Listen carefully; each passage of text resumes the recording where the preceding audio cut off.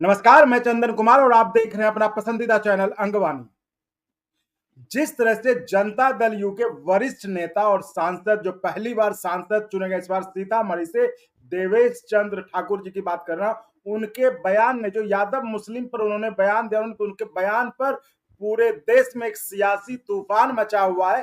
तो एक तरफ जहां खुद जनता दल में जिस पार्टी से वो सांसद है वहां भी उनके खिलाफ जो उनसे माफी मांगने की आवाज मुखर होने लगी। आपने अंगवानी पर ही देखा कि कैसे जनता दल यू के ही यूनाइटेड के ही बांका से सांसद गिरधारी लाल यादव ने उन्होंने उनसे अपने बयान वापस लेने की और इसकी तो इस तरह की बातें अब पूरे देश में फैलती जा रही है और ये बयान ने जो एक तरह से सियासी तूफान पैदा कर दिया है। इस बीच जो एक चर्चा उभर कर आ रही है, बहुत लोगों का कहना है कि इनको जो है चूंकि इन्होंने रिटर्निंग, चूंकि अभी तो लोकसभा सदस्य के रूप में लोकसभा में शपथ नहीं लिया इन्होंने, लेकिन जब जो प्रक्रिया होती है उस प्रक्रिया के तहत एक रिटर्निंग ऑफिसर के समय जब आप नॉमिनेशन फाइल करते हैं तो वहां पर एक एफिडेविट देते हैं जिसको शपथ पत्र भी कहा जाता है।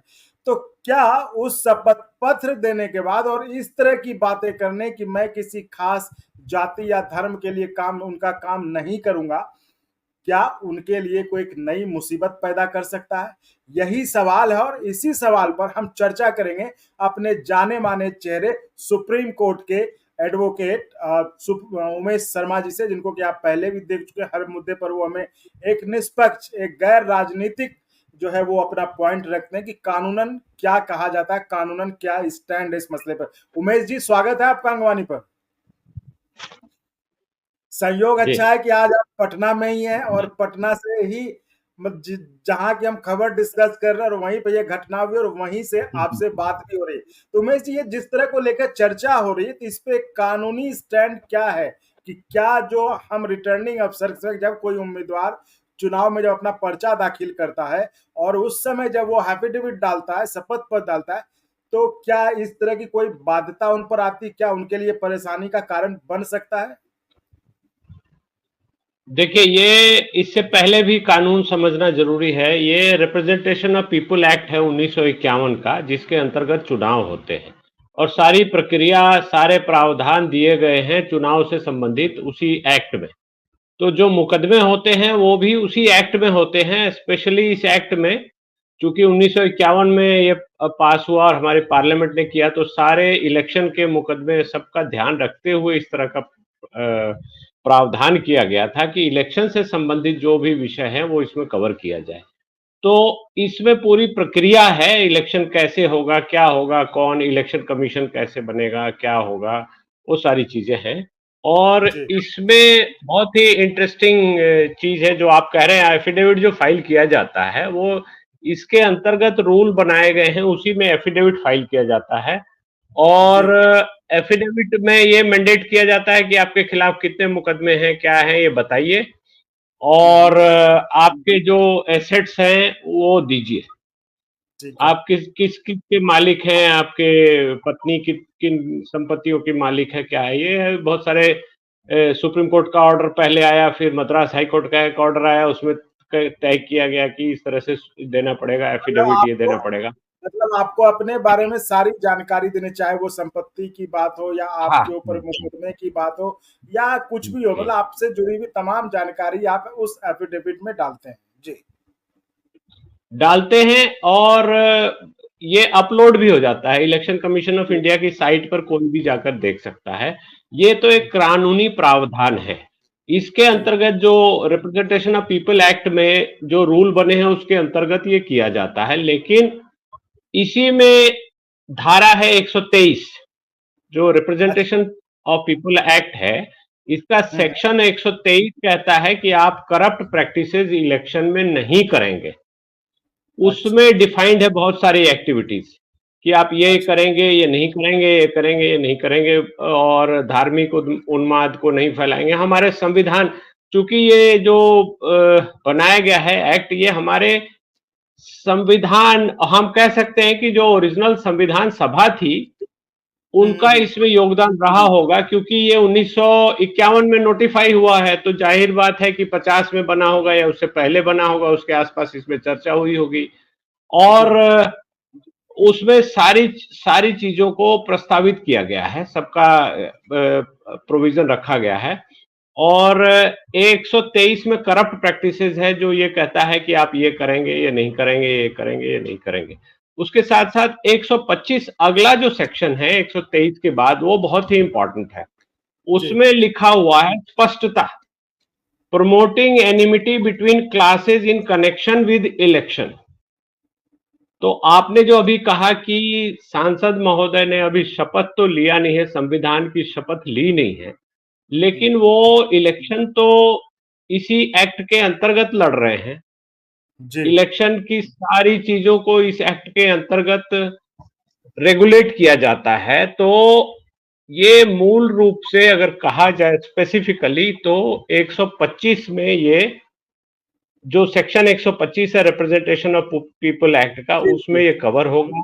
और उसमें साफ साफ कहा गया है कि आप इलेक्शन के कनेक्शन में, इलेक्शन के बाद वर्ड नहीं यूज हुआ है, इलेक्शन के पहले वर्ड नहीं यूज हुआ है, इन कनेक्शन विद इलेक्शन लिखा हुआ है। इसका मतलब जब तक आप शपथ नहीं लेते, अगर आपके पास डिफेंस है कि आप शपथ लिया नहीं है आपने, तो मैं ऐसी भाषा बोल सकता हूँ या कुछ भी बोल सकता हूँ, जो मैंने एफिडेविट दिया था वो सिर्फ डिक्लेरेशन का था, मैं बाउंड नहीं हूँ, या मेरा एफिडेविट कहीं से गलत हो, कुछ भी हो, तो वो डिफेंस हो सकता है। लेकिन जो ये सेक्शन 125 है इसका कोई डिफेंस मुझे नहीं दिखाई दे रहा। ये इसमें स्पष्ट रूप से मना किया गया है कि आप विद्वेष, धार्मिक विद्वेष और ऐसी चीजों को ग्रुप्स में धर्म जाति के आधार पे किसी तरह का झगड़ा नहीं कराएंगे, and in connection with election लिखा हुआ है।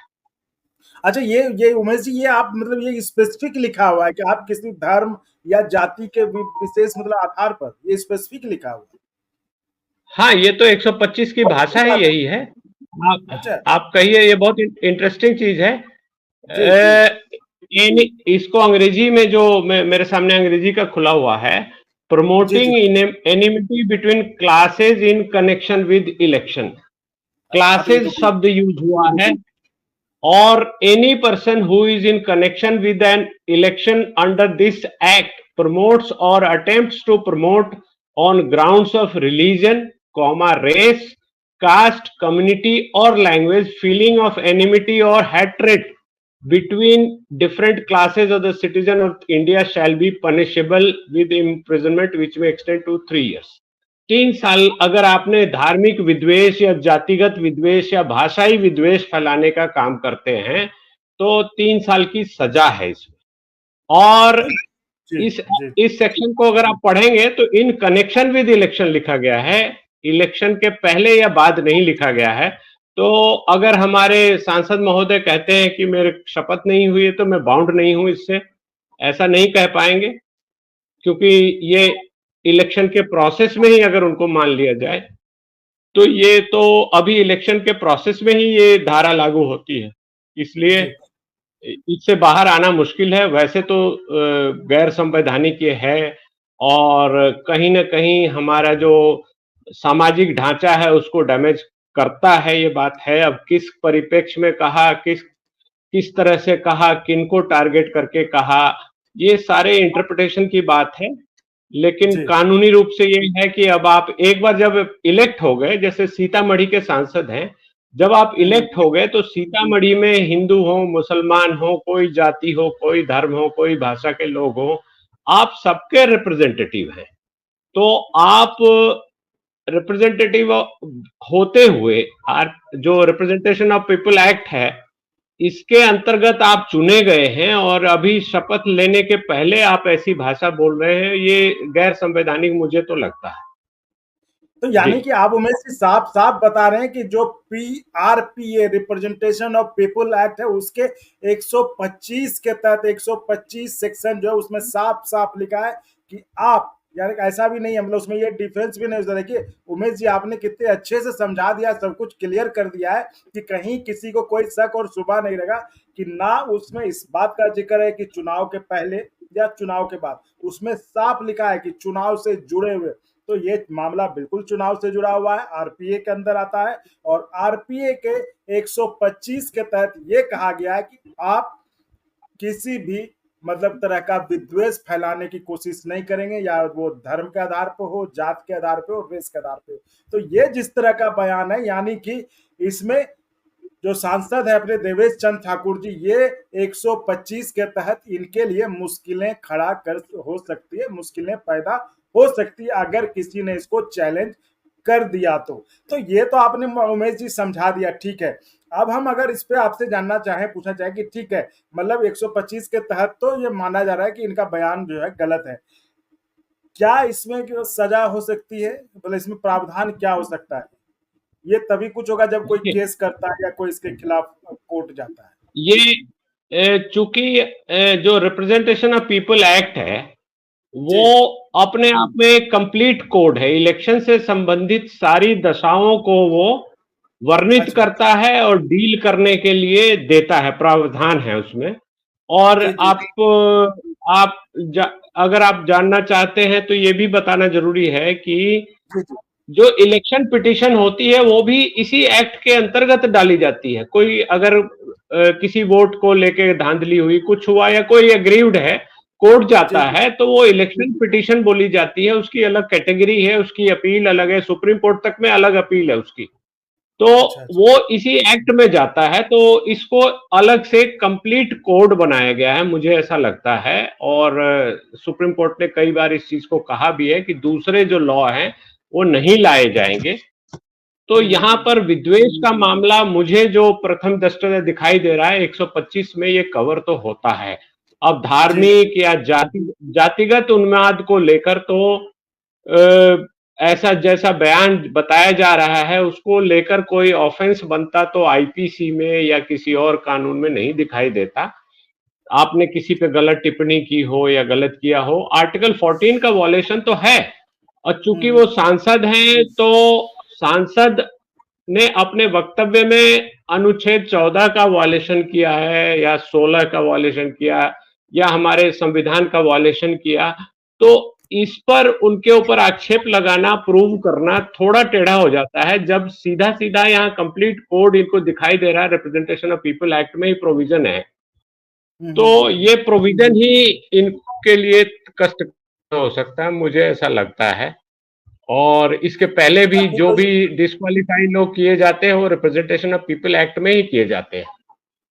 अच्छा, तो यानी कि ये बहुत ही मतलब महत्वपूर्ण जो एक्ट है, मतलब ये जो चुनाव लड़ते हैं, चुनाव से जुड़ा हुआ ये महत्वपूर्ण, इन पे सारे केसेस इसी के तहत किए जाते हैं और इस फैसले भी इसी केस के तहत आते हैं।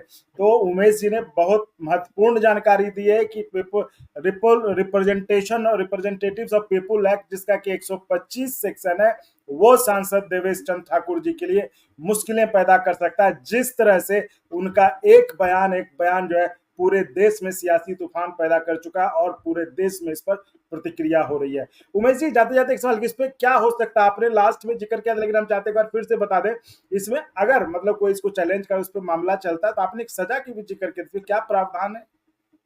इसमें 3 साल की सजा का प्रावधान है 125 में। और अब इसमें कोई वोटर, कोई सिटीजन कंप्लेंट लगा सकता है इसकी और इस पर कार्रवाई हो सकती है, ऐसा इस एक्ट में प्रावधान है।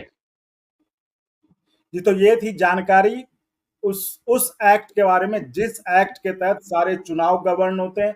चुनाव में जो उम्मीदवार खड़े थे उनका आचरण, उनका क्या व्यवहार होता है, वो गवर्न होता है। और जिस पर कि हमारे जो कानूनी एक्सपर्ट हैं, कानूनी सलाहकार उमेश शर्मा जी, सुप्रीम कोर्ट के वकील है, उन्होंने साफ साफ सब कुछ एक्सप्लेन कर दिया कि RPA, representative of people's act, जो उसका जो सेक्शन 125 है, वो सांसद देवेश चंद्र ठाकुर के लिए मुश्किलें कैसे खड़ा कर सकता है, पैदा कर सकता है, अगर कोई चाहे तो बहुत बहुत धन्यवाद उमेश जी जुड़ने के लिए और चीजों को इतने अच्छे ढंग से समझाने के लिए। धन्यवाद। और व्यूअर्स, आप इसी तरह चैनल को लाइक, शेयर, सब्सक्राइब करते रहें। धन्यवाद। और अगर आपको अच्छा लगा तो एक बार और आपको मैं कहना चाहूँगा कि आप इसको प्लीज सब्सक्राइब और शेयर करते रहें ताकि हमारा भी मनोबल और सपोर्ट बना रहे।